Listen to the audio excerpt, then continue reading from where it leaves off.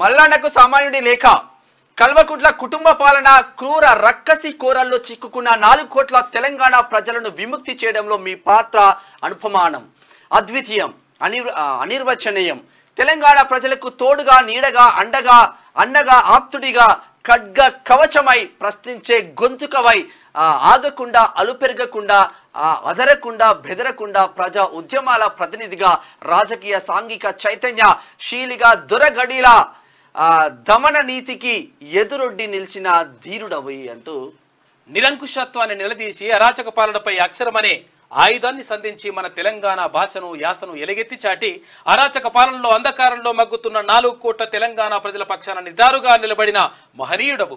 నిరుద్యోగులకు, నిరుపేదలకు, కార్మికులకు, కర్షకులకు, దళిత బహుజన బిడ్డల శ్రేయస్సుకు ప్రశ్నల ప్రవాహంతో దూసుకెళ్లి గులాబీ గుండెల్లో గుణపం దింపిన నికార్సైన తెలంగాణ ఉద్యమ బిడ్డవు మల్లన్న.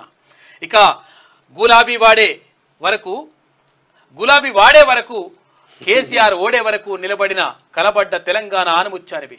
ఆఖరికి కేసీఆర్ కు కలలో కనబడ్డ పులి, బొబ్బిలి పులి తీన్మార్ మల్లన్న. ఎదురు లేదని, ఎవరేం చేయలేరని విర్రవీగుతున్న పాలకుడిని ప్రశ్నించి స్వేచ్ఛ కోసం, సామాజిక న్యాయం కోసం, సమానత్వం కోసం ఎదురు చూస్తున్న ప్రజల స్వప్నం సాకారం చేయుటకు తెలంగాణ సమాజంలో ఎగిసిపడిన ఓ కిరటం మల్లన్న. మీ ప్రశ్న ఓ ప్రపంచనం, అందుకే మీకు నీరాజనం.